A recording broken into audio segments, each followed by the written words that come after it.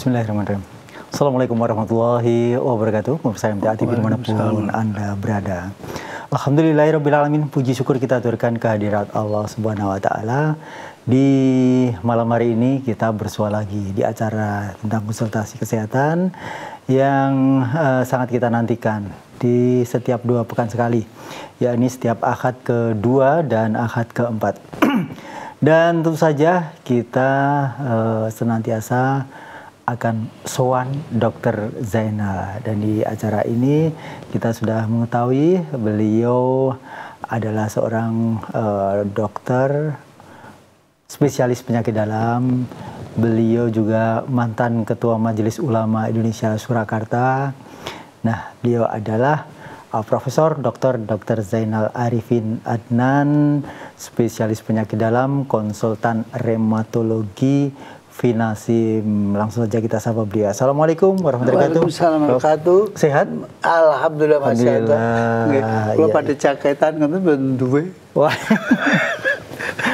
Iya. Iya, kadang-kadang kita sok merasa tua, tapi kadang-kadang sok merasa muda. Iya. Nah, ini sesekali kita memang sowan Dr. Zainal dengan nuansa yang beda, tapi yang jelas bahasanya tetap tentang kesehatan. Nah, ini sebenarnya ada satu dokter terkadang di setiap kesempatan itu menyampaikan bahwa ini ada infeksi di usus, ini ada infeksi di paru. Nah, infeksi itu sendiri kok ada di mana-mana begitu. Kemudian kalau radang itu inflamasi, ya itu beda lagi ya dok. Nah, itu sebenarnya kalau infeksi sendiri itu menandakan penyakit itu sedang apa begitu ya.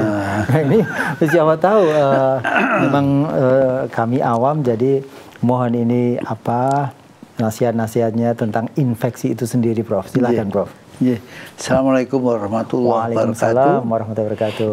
Para pemirsa MTA TV yang kami hormati dan pendengar Radio Persada yang insya Allah dimuliakan Allah. Dan pada sore hari ini marilah kita bersyukur pada Allah dengan berucap sholawat kepada Rasulullah SAW. Saya dipilihkan topik ini, topik yang tidak gampang.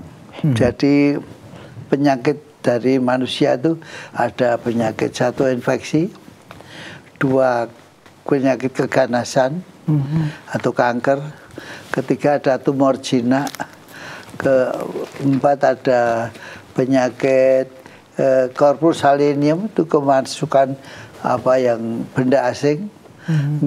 Ada penyakit trauma, ada penyakit autoimun, ada penyakit alergi, ya macam-macam lah. Tapi kita malam hari ini akan membawakan infeksi. Infeksi itu bisa kemana-mana, bisa tergantung kumannya. Kumannya itu, semua kuman itu bisa masuk melalui lubang hidung, mulut, atau secara komensal sudah ada di usus. Itu menunggu daya tahan kita turun yang ada di usus ini. Kalau kita turun, kuman itu masuk ke pembuluh darah, menerobos gitu aja.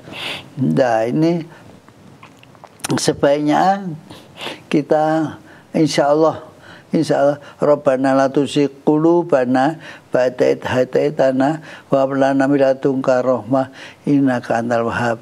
Ya Allah, yang Engkau yang membolak-balikkan hati kami, jangan Engkau bolak-balikkan hati kami setelah kami mendapatkan hidayah dari hatiku, rahmat darimu, sehingga kita kuat ya. Ini suatu hal yang tidak gampang. Ini yang ikut dalam pengajian MTA, warga MTA itu insya Allah kuat-kuat. Ini karena tidak sengaja, tidak tahu apa cara menghubungkannya, tapi di dalam kehidupannya dia akan kuat gitu aja. Nah, infeksi ini kuman itu macam-macam, ribuan jumlahnya. Itu bisa milih di hidung, bisa milih di tenggorokan, bisa milih di telinga, bisa milih di mata, bisa milih di kepala, bisa milih di paru, di jantung, di perut, di usus, di ginjal, di macam organ kita itu bisa ditempel infeksi semuanya. Di mana itu dia milih, itu tergantung tabiat daripada kuman itu sendiri. Dia milih kemana aja. Jadi dia milih, dia akan dirasakan oleh pasiennya. Saya kemarin mendapatkan pasien, ya, itu sudah 1,5 bulan nggak bisa menengok. Itu di diagnosa katanya radang kelenjar gondok. Gondok itu gondok gede gitu di dekat kelenjar limpa ini ada kelenjar itu membesar sampai ke leher, ke leher depan. Ini nggak bener, dia nggak bisa nengok, sampai nggak bisa nengok. Anak SMP dia terpaksa tidak masuk sekolah sudah 3 minggu. Ya, berarti kasihan sekali. Nengok gitu nggak bisa karena infeksinya gede banget. Setelah saya periksa, dia sudah ke dokter. Ya. Saya cuma dilihat gitu katanya. Kenapa nggak dipegang-pegang? Enggak kan. Oh Pak Dokter, itu harus dipegang ya. Karena meriksa itu di Vaskes 2 atau Vaskes 1 itu diperiksa agar apa yang kita tarik dari kesimpulannya untuk mendiagnosa itu tidak melanggar apa namanya, innama bu'istu liutamima makarimal akhlak. Aku mengutus engkau Muhammad, ya hanya satu, perbaiki akhlak manusia. Akhlak manusia termasuk akhlak dokter. Itu terutama. Akhlak dokter itu kuat sekali. Dokter itu menggunakan akhlak. Apa yang diucapkan seperti hadis. Jadi harus benar-benar. Nggak bisa nggak kita bohong gitu. Itu diikuti pasien sampai nanti kelingan terus itu. Ingat dia. Jadi saya setelah itu saya lihat itu infeksi kemana-mana, makanya saya kasih antibiotik ya. Antibiotiknya tidak ngawur. Kita antibiotiknya yang biasa ada di situ apa gitu. Bukan antibiotik yang ada di perut.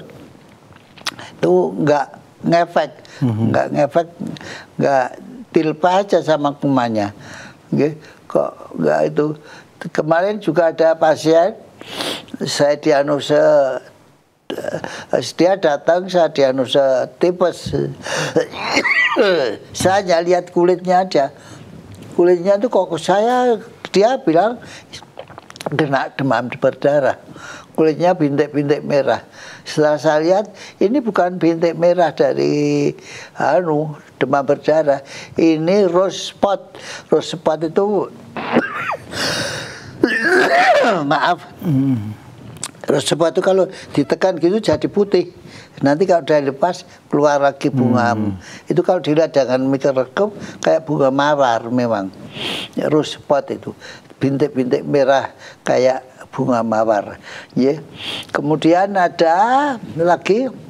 Nah, ini juga untuk sejawat yang saya hormati. Maaf, ya. Dia datang ke rumah saya diagnosa tifus. Ya. Saya bilang, ini kantor pusatnya, hati-hati di usus buntu. Tapi kita bisa sembuh kalau jenengan bisa istirahat. Waduh, dia tuh nggak tahu dia memang orang pinter apa ngawur ya.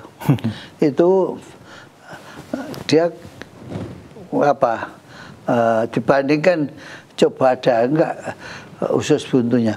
Ke usus buntu dia ke dokter, langsung dibuka, diambil. Dah Dia sudah datang ke rumah saya setelah diambil itu 3 kali lagi ke rumah. Kok nggak sembuh-sembuh ya Prof? Lah ini tifusnya itu ada. Dia hanya ngambil usus buntunya, diambil, tapi tifusnya nggak diobati. Ya menjalar ke ususnya makin aja. Yeah. Jadi dia apalagi dia nggak percaya, kalau nggak percaya jangan ke sini, saya bilang, ke dokter lain. Saya bilang, nah ini usus buntunya kan sudah baik kok, saya masih panas. Lah tipesnya nggak diobati, ya tipesnya nggak diobati, dia tetap aja hanya usus buntunya diambil. Sudah, hati-hati kalau diagnosanya begini. Diagnosanya usus buntu benar ya? Ya benar, tapi diagnosa primernya apa? Bukan usus buntunya. Itu nanti ditanya Allah juga. Hati-hati, dokter itu juga ditanya Allah. Nanti sebagai diagnosa kita tepat atau enggak, salah atau tidak, itu harus ada alasannya. Itu nanti pertanyaannya kompleks sekali. Ya di akhirat itu kompleks sekali. Kamu mendiagnosa itu belum kita menarik apa. Sekarang yang narik itu BPJS. Nah ini juga BPJS pun kena. Itu dia mengulur-ngulur waktu atau enggak. Apa yang terjadi gitu. Ya, itu juga suatu tanggung jawab dari namanya riba. Riba itu tidak hanya di bank aja, tidak hanya jual beli saja, tidak hanya utang piutang, tapi itu sesuatu yang narik, yang tidak pada ukurannya, tidak sepadannya, itu ditarik. Nah itu juga sesuatu yang tidak dibenarkan agama. Jadi kita hidup ini penting sekali, agama itu penting sekali. Dan kita yakin ada Allah.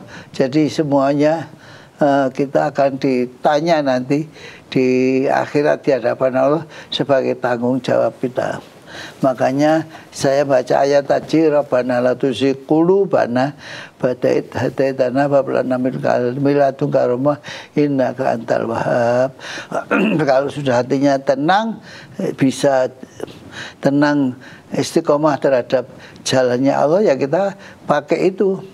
Ya jangan sampai kita kepleset kepengen cepat sugih, diagnosanya ngawur, jangan. Ya, harus benar. Buka ronsen juga harus benar. Mungkin buka laboratorium harus benar. Memilihkan item laboratorium juga harus benar. Nggak bisa enggak, ya. Harus itu. Karena tidak ada sesuatu pekerjaan sekecil apapun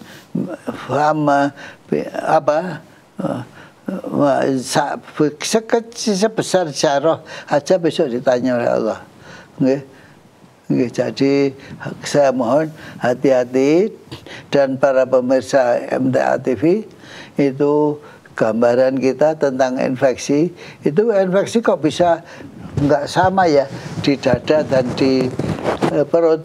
Ya memang kumannya beda. Di dada itu kadang-kadang infeksinya pneumonia, tapi di perut infeksinya tifus atau coli atau apa gitu ya. Itu namanya kuman. Kumannya itu namanya banyak sekali. Tidak semua sama. Jadi kadang-kadang kok saya nggak sembuh-sembuh. Itu kadang-kadang keluarnya pasien, kadang-kadang juga pasien itu datang ke meja saya sakitnya, saya dibilang ke dokter mah atau asam lambung saya naik. Nah itu kita harus periksa, jangan percaya pada omongan pasien.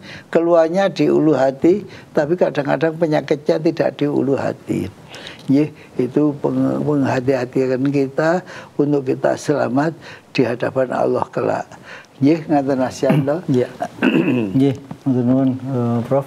Dan pemirsa dimanapun Anda berada, dipersilakan bagi Anda yang ingin bertanya terkait dengan infeksi, silahkan. Apapun terkait dengan kesehatan pula juga dipersilakan.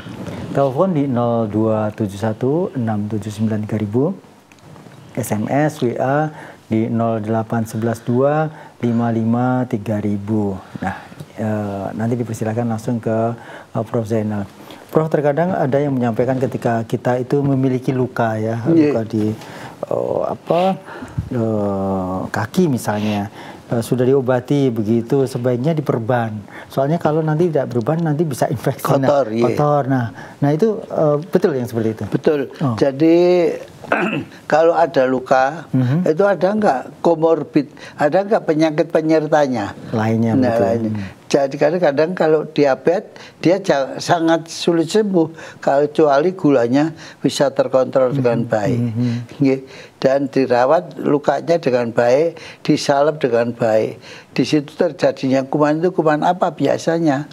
Asal dikasih salep gitu ya nggak bisa, harus salepnya tepat dianusanya tembak. Nah gitu. Terus gulanya, kalau ada gula ya diikuti. Tadi Ajang tanya, Peter, apa bedanya radang dengan infeksi? Infeksi itu masuknya kuman ke dalam tubuh kita, namanya infeksi. Kalau sudah infeksi timbul gejala radang, tumor, kalor, rodor, fungsi olesa, panas, nyeri, kemerahan, dan ada fungsi yang turun, jadi nggak bisa lagi, misalkan gerakan tangan ini juga nggak akan selincah kalau tangannya utuh gitu. Jadi fungsi olesa.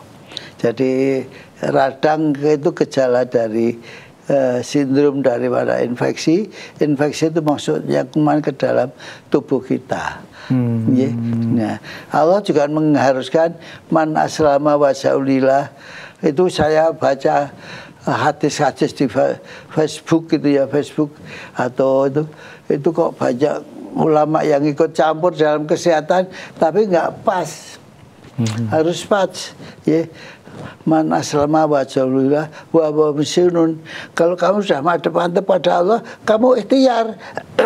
Jangan dongo wae dikir aja. Enggak, ya harus ikhtiar dengan baik. Ke dokter yang baik, ke dokter yang benar gitu.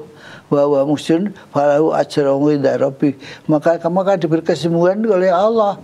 Oke, di situ kita pakai kesembuhan dari Allah. Wala khaufun 'alaihim wa la hum yahzanun. Kamu tidak perlu khawatir kalau takut dan khawatir lagi kalau sudah berikhtiar dan mantap pada Allah. Jadi tidak gampang. Jadi kita saya yakin baca kok. Nah, yang ini yang berangkat haji ya gitu. Kadang-kadang saya mau kok mati di sana. Oh, nggak boleh. Cita-cita begitu nggak boleh. Mati hidup itu di tangan Allah, tidak di Mekah Al-Mukarramah dengan naik haji. Saya kalau naik haji mati di sana sudah ikhlas. Wah, juga boleh ya, mati ya di rumah apa di mana, di tempat yang manapun Allah mencabut nyawa kita gitu. Saya kira itu. Baik, terbuka untuk kesempatan di telepon 02716793000, SMS WA di 08112553000. Ada pertanyaan dari Pak Adi di Klaten. Ustadz, pantangan makanan untuk sakit polistemia vera. Oh, polistemia vera. Apa itu? Polistemia vera itu kelebihan sel darah merah. Itu harus diambil terus, ditransfusi terus. Apa akibatnya sebenarnya kalau polistemia vera? Darahnya terlalu kental. Terlalu kental. Nah, itu faktor-faktor yang bisa menjadikan darah lebih besar. Itu makanan protein, makanan vitamin ya harus dikurangi semadio saja. Jadi polistemia itu hampir tidak bisa sembuh.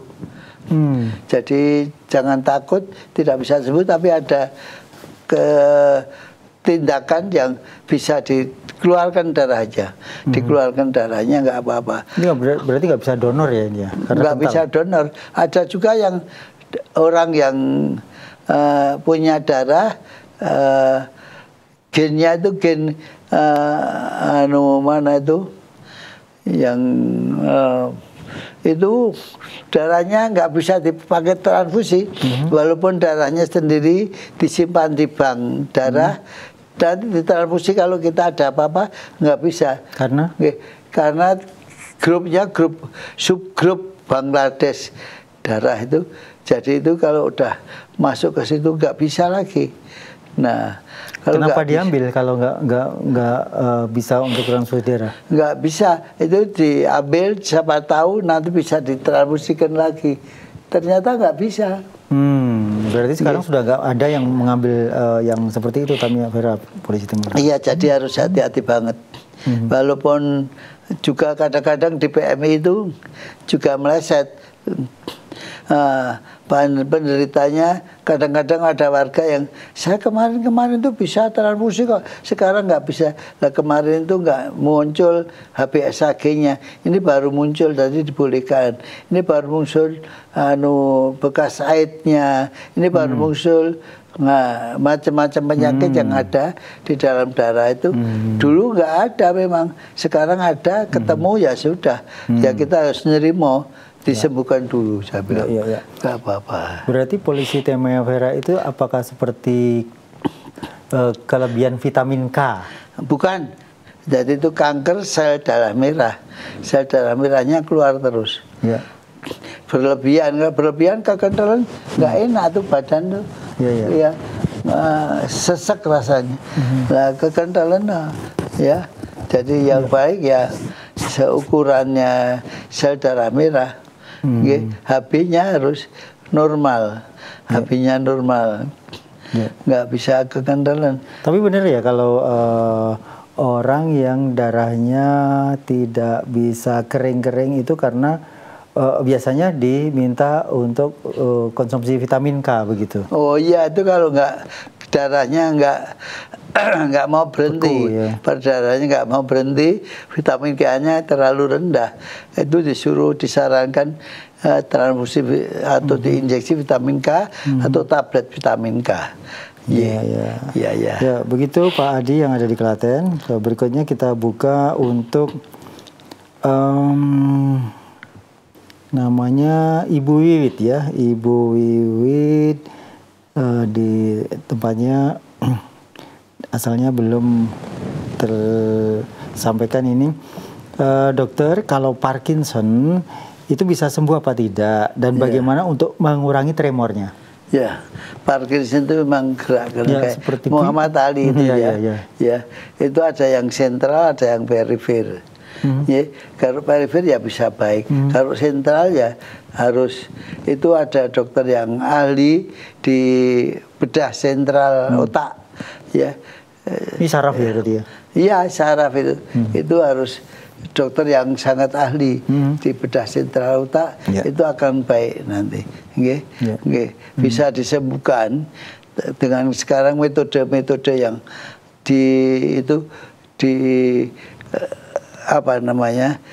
ekspansi ke otak, itu bisa baik. Ayan aja bisa dikurangi. Ada rangsangan listrik begitu. Ayan itu kan konslet.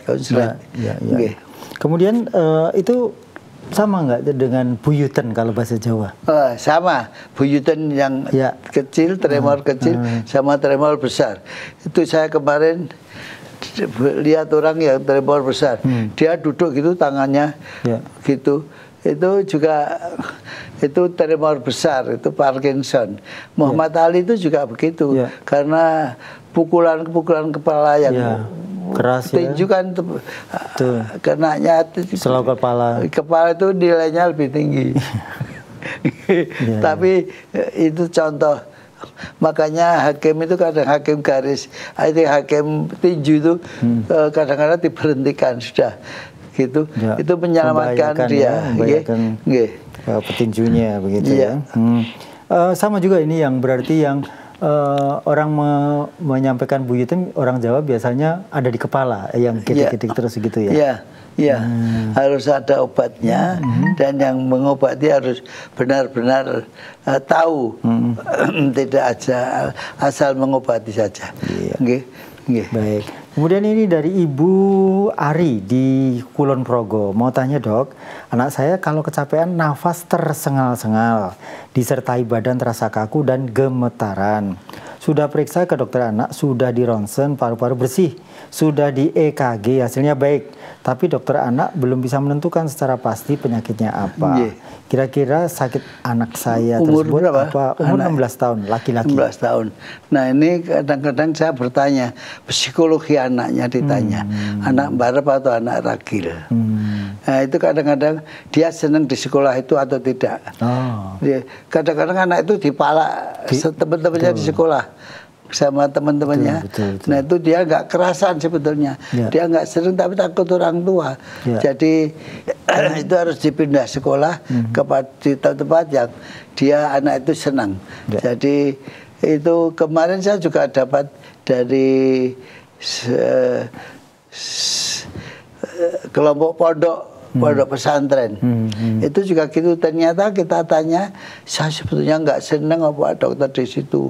Nah itu anaknya ragil sama ibu itu. Saya bilang, Bu, ini anaknya yang nggak seneng, tapi saya kan ngasih tahu anak itu, kamu udah kelas 3 eman-eman, tinggal berapa tahun lagi kamu sudah jadi ustazah. Jadi harus sabar. Oh putri ya? Iya, putri sabar dan harus sampai ke sana. Itu penyebabnya hanya tidak senang. Nah, saya kasih obat senang. Obat yang dia senang hatinya. Mau menerima apa yang dinasihatkan ibunya. Kasihan ibu itu, apalagi ibunya bilang bapaknya sudah sedo. Tinggal ibu aja. Jadi kamu harus membuat ibu senang. Nah, gitu. Memotivasi anak tersebut. Iya, itu memang ada psikologi.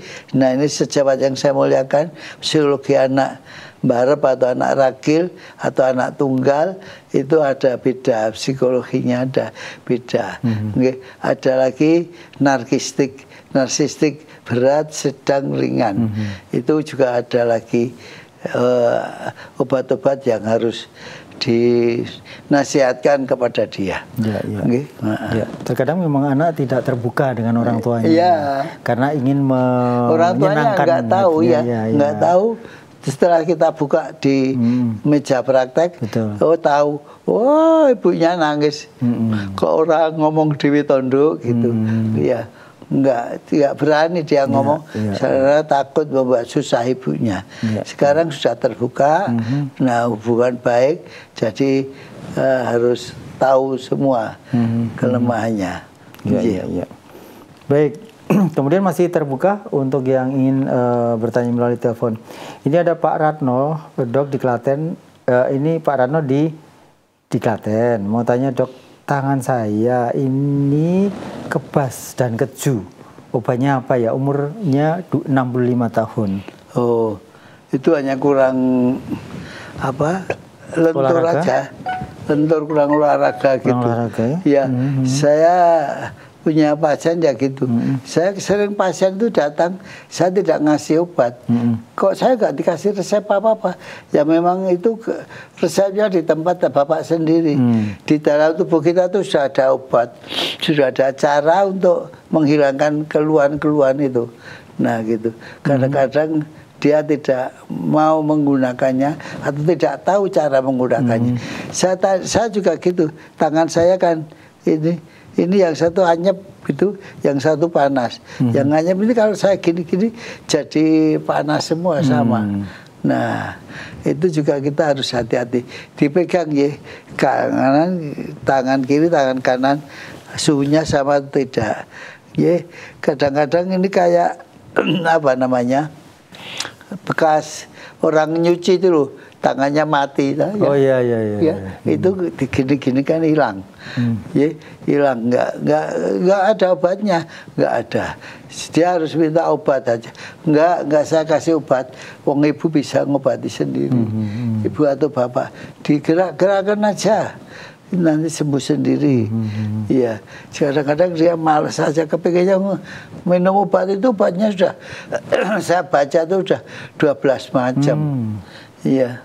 Jadi jangan ditambah lagi, nanti kebanyakan. Saya lihat resepnya ini sudah kenyang perut saya bilang. Baik, kemudian ini dari Abinur di Klaten. Saya umur 47 tahun, terasa nyeri di bahu kiri bila gerak siku di depan muka dan kadang nyeri di sekitar pundak kanan hingga sebelah belakang telinga. Mohon pencerahannya. Jadi itu namanya frozen shoulder syndrome. Jadi kram otot di pundak ini gara-gara mikul tentara, mikul senjata. Nah, namanya frozen shoulder syndrome. Itu sindrom itu bisa digerakkan atau dikasih obat anti nyeri yang sementara aja, tidak boleh terus-terusan.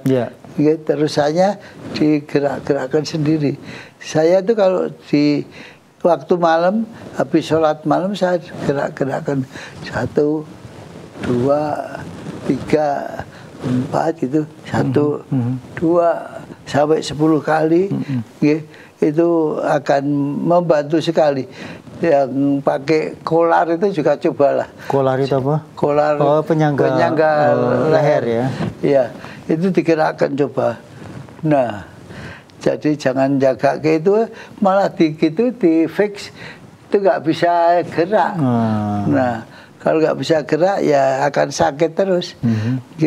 Saya pusing, pakai bantal berapa? Saya bilang bantalnya 2, sekarang bantalnya 1 yang tipis saja.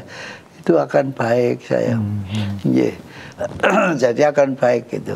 Iya. Baik, kemudian saya Eyang Gesan dari Medan.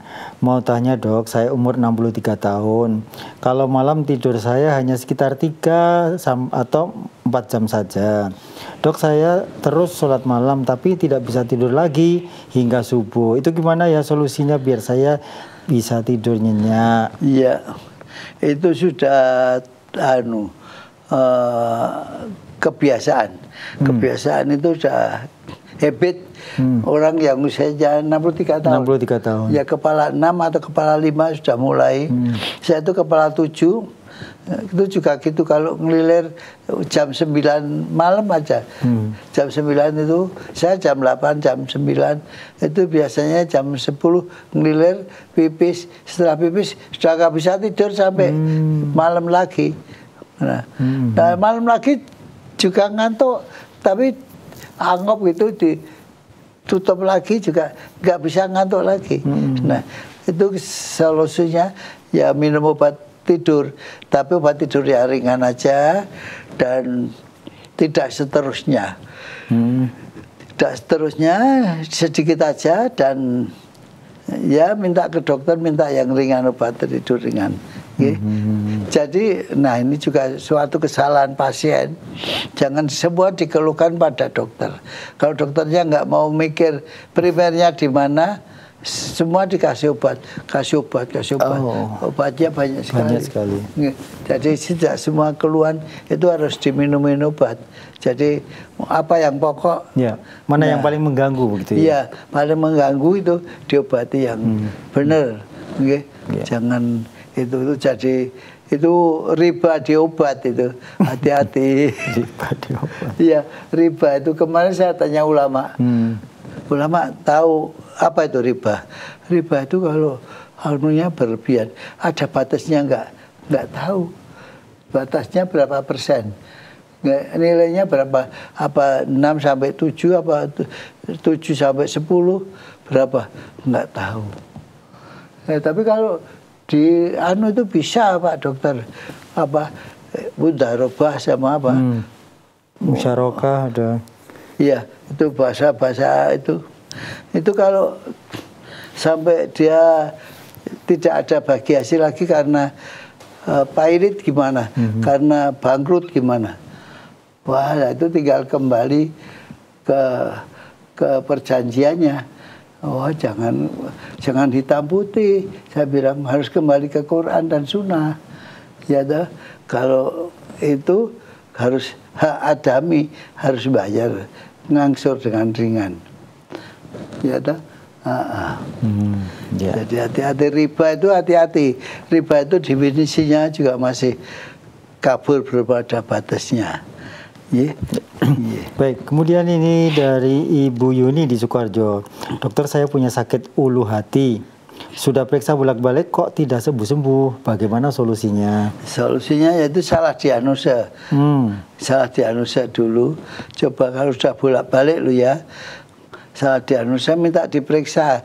Saya ya gitu tuh ada pasien begitu datang di meja di kursi periksa saya udah bilang, saya dok, saya asam lambung saya berlebihan. Kok tahu? Saya dibilangin dokter. Nah gitu, nggak boleh. Jadi harus yakin itu apa penyebabnya. Primernya kadang tidak di lambungnya, di luar lambung. Nah itu mohon dokter memeriksa dengan seksama.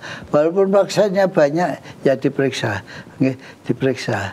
Itu sudah kesanggupan kita, kemuliaan dokter kalau mau meriksa dengan baik. Dari sumpah ya. Itu kena sumpah kita. Baik, kemudian dari Suparto 65 tahun dari Muko.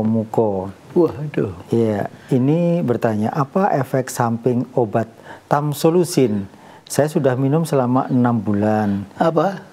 Tamsolusin. Tamsolusin itu apa? Tamsolusin.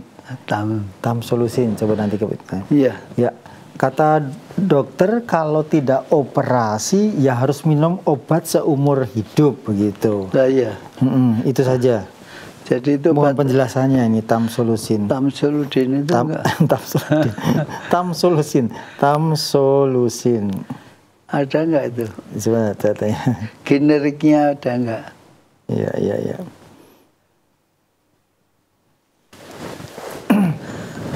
Obat termasuk golongan penghambat alfa blocker. Iya. Digunakan terutama untuk mengatasi pembesaran prostat, zina atau benik prostatik hiperplasia. Oh iya. Itu Tamsolusin itu. Iya. Itu kalau obat ke prostat ya pencegah pembesaran prostat. Jadi itu seperti kalau sekarang saya pakai itu ya merek lain. Ya itu bisa memang mencegah besarnya prostat. Nggak apa-apa, operasi prostat itu operasi yang kecil, nggak masalah. Jadi boleh aja, jangan takut, jangan Ini takut. katanya kalau tidak dioperasi, maka harus minum obat ini seumur hidup, betul nggak? Nggak juga. Oh, tidak juga. Nggak juga. Kalau sudah dioperasi ya sudah, dikorek gitu. Di kolon ya, itu kalau operasi berarti tidak perlu minum obat lagi misalnya. Nggak minum obat, sitoskopi gitu, dikorek gitu. Tapi kalau tidak dioperasi, minum obat terus. Oh begitu. Iya. Iya. Baik, berikutnya dari Pak Jasman di Semarang. Dokter, ruas jari tangan tidak bisa ditekuk, itu apa solusinya? Nah, ini jari kadang-kadang gitu, tidak bisa gegem kencang gitu. Itu di kalau ada botol panas atau minuman panas pagi dipegang gitu, terus dilatihan gitu, latihan gitu, itu akan baik sendiri. Nggak usah diobati. Ya kalau zaman dulu di desa-desa itu ada keren ya. Itu kita kan api-api gitu ya. Ya istilahnya api-api gitu ya. Iya. Itu bisa ya seperti bisa. itu ya. Pokoknya dipanaskan. Ya dipanaskan itu akan bisa. Bisa dengan baik dan aman. Itu obatnya ya cuma digerakkan gitu, terus pegang panas gitu. Saya dulu ya gini, ini ada satu jari yang nakal. Kalau gitu nggak bisa klek gitu, harus diklek gitu lagi, baru bisa tegak. Itu ya saya panaskan aja. Ya memang rumusnya reumatologi itu kalau sendi-sendi kecil itu susah sekali sembuhnya. Susah sekali sembuhnya, tapi bisa, bisa, harus bisa. Aslinya kan bisa, nggak apa-apa.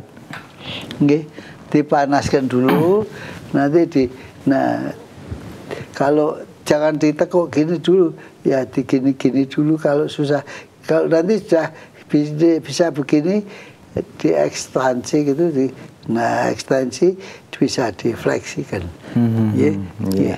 Baik, kemudian dokter, saya 49 tahun, namanya Pak Roni di Klaten. 6 bulan yang lalu hasil USG batu empedu 1 cm. oleh dokter spesialis terapi obat peluruh batu empedu selama 3 bulan. Ya. Alhamdulillah tidak pernah kambuh lagi. Pertanyaannya, apakah batu empedu saya bisa hilang dengan obat tanpa operasi? Bisa. Bisa ya? Bisa. Jadi empedu itu baru dioperasi kalau dia menyumbat, ada sumbatan empedu, ada menyumbat terus infeksi atau dia jadi kuning semuanya, itu yang nggak boleh, harus dioperasi, harus diambil, ya. Nggak apa-apa, itu operasi kecil aja. Jadi ini kalau sudah diobati sangat mungkin ya ada peluru batu tadi, batu itu hancur. Iya, hancur. Dan dia keluar melalui ya melalui saluran empedu lagi ke usus kencing, besar. dari kencing. Enggak, usus besar. 12 Oh, jari. jadi nanti jadi feses ya? Enggak. Feses ya? Jadi feses, ikut feses. Kotoran ya. Begitu Pak Roni, mudah-mudahan tambah sehat. Amin. Kemudian dari Pak Sumarno di Klaten, di Tulung Klaten, saya mau tanya dok, saya punya keluhan kakinya itu sering kram, ototnya kencang, apa solusinya? Itu kalau sering kram, Ya? itu beli vibrator gitu, vibrator listrik, gitu. Ya itu hilang. Ya. Oh gitu. Saya juga kadang-kadang kaki saya kram, itu saya vibrator gitu, itu hilang. Ya. Jangan gampang minum obat pokoknya, kalau bisa dengan mekanis gitu. Ya. Baik, begitu Pak Sumarno yang ada di sana ya, di Klaten. Kemudian ini dari Pak Yanto di Sragen. Dokter, mohon penjelasan bagaimana menjaga tensi kita normal. Apakah minum dingin? Terus kemudian yang kedua, apakah minum dingin tidak baik untuk kesehatan? Begitu. Ya, semua kalau minum dingin itu sudah kebiasaan. Biasanya bikin dingin atau enggak. Itu kalau udah dingin enggak ada pengaruh ya enggak apa-apa. Apakah tekanan darah tinggi harus minum obat? Lah kalau udah tekanan darah tinggi itu ada keturunan dari orang tuanya, itu harus minum selamanya. Harus diminum selamanya. Tapi kalau hanya ditensi beberapa kali di posyandu karena dengan tergesa-gesa, itu juga nggak bisa, harus ditensi sesering mungkin. Tapi keturunan yang penting, keturunan ada nggak gitu. Ini maksudnya minuman dingin itu air yang biasa netral, misalnya apa yang cup atau di botol begitu, yang tidak masuk kulkas, itu kan tidak panas begitu. Yang dinginnya seperti itu normal saja, atau yang dingin seperti es, air es. Iya, bisa aja, nggak apa-apa ya, habit itu ya? kebiasaan aja, nggak apa-apa. Nggak apa-apa. Ya. Begitu. Kemudian ini dari Asri dari cabang Jenangan Ponorogo. Mau tanya pergelangan tangan linu bagian tulang ke ibu jari, obatnya apa? Itu satu. Kemudian yang kedua, tensi 110, asam urat 3,7, ibu jari digerakkan sakit. Nah, ini bagaimana? Itu nggak ada hubungannya dengan asam urat. Jadi itu ya coba digerakkan gitu, biar lentur, Nanti juga kadang-kadang diberi anti sakit yang ringan aja. Ya, diberi anti sakit yang ringan. Nanti kalau sudah membaik ya alhamdulillah. Kalau belum ya ke dokter. Tapi sebaiknya digerakkan sendiri. Digerakkan sendiri atau dikompres anget gitu, nanti akan baik. Tensi 110 aman ini ya? Aman, 110 itu. Kemudian asam urat 3,7? Enggak apa-apa, asam urat itu enggak pernah ke ibu jari kaki, tangan, ke jari kaki aja kalau ada. Kalau ada, dan biasanya aman untuk perempuan. Buat sampai 11 atau 12, kalau enggak ada gejala enggak apa-apa perempuan. Jadi asam urat itu meskipun tinggi tapi enggak ada gejala, enggak ada keluhan, enggak masalah ya? Kalau laki-laki masalahnya jadi sakit biasanya. Gitu. Meski kalau tinggi pasti bergejala. Tidak pasti. Kalau laki-laki. Tidak pasti juga. Ya. Baik. Aduh, tidak terasa ini kita sudah selesai waktunya, Masya Allah. Ya, kalau bicara tentang penyakit ini ternyata banyak yang sakit ya dok ya. Iya. Ya, dan rata-rata juga saya cermati kalau di acara kesehatan ini banyak penanya. Iya. Berarti banyak masyarakat kita yang sakit. Nah, ini sebenarnya fenomena apa seperti ini, dokter? Jadi ya orang hidup itu antara sakit dan sehat aja. Iya, betul. Kalau kita meleset dari manajemen tubuh kita ya sakit. Kalau enggak. Kata Rasulullah SAW, kebanyakan sakit itu lewat makanan. Lewat mulut kita. Jadi kita harus hati-hati dalam makan makanan. Robbana la tuzigh qulubana itu. Jadi alhamdulillah di atqamana wasaqana waj'alna minal muslimin. Setelah makan ya bersyukur, sebelum makan ya doanya mau makan ya. Itu juga yang benar. Dipilih yang halal betul. Ya kalau nggak halal itu di luar negeri itu yang halal dicari. Orang kafir itu juga kalau mencari yang sembilannya dari orang Turki, orang Turki atau orang muslim bertempat tinggal di sana. Nah, itu dia senang itu. Cari itu. Itu bukan berarti dia harus pakai label itu, enggak label, dia mencari yang langganan itu. Tapi kalau di sini nekat aja. Nekat saja, makanan yang haram ya diterabas saja. Jangan kalau sudah dibilang ini ada minyak babi, jangan sampai itu haram. Sekecil apapun molekulnya haram. Kalau kita sudah tahu, hati-hati, itu nanti tidak membawa kita ke surga, tapi justru bawa kita ke neraka. Jadi hati-hati. Kemudian jangan semua keluhan disampaikan kepada dokter, yang pokok-pokok aja. Nah, semua pokok ya sudah, kalau semua pokok itu namanya alas pokok. Alas pokok itu banyak tuh tanaman di alas. Yang sedikit aja. Dokternya dan harus memeriksa betul. Kalau nggak meriksa, tariannya itu jadi riba. Hati-hati. Kita harus saling mengingatkan lah supaya kita selamat dunia dan akhirat. Agama itu penting sekali. Agama itu penting sekali. Saya kira demikian. Terima kasih. Jadi memang Rasul juga menuntunkan bahwa untuk tadi kebanyakan tidak sehatnya itu karena makanan yang masuk dalam tubuh kita. Dan Rasul sudah menyampaikan makanlah sampai sebelum kenyang kemudian berhenti makan sesudah lapar. Nah, begitu, mudah-mudahan ini menjadi satu kedisiplinan kita agar kita tetap bisa sehat sampai akhir hayat kita dan bisa kita maksimalkan untuk menghambakan diri pada Allah, begitu ya. Sehat untuk beribadah. Amin. Terima kasih Prof. Assalamualaikum warahmatullahi wabarakatuh. Waalaikumsalam warahmatullahi wabarakatuh. Pemirsa dimanapun Anda berada, hanya sampai di sini sajian Soan Dr. Zainal untuk malam hari ini. Insya Allah kita akan bersua di lain kesempatan. Saya Rudi Hervianto, mohon maaf atas segala kesalahan. Bila taufik wal hidayah. Assalamualaikum warahmatullahi wabarakatuh.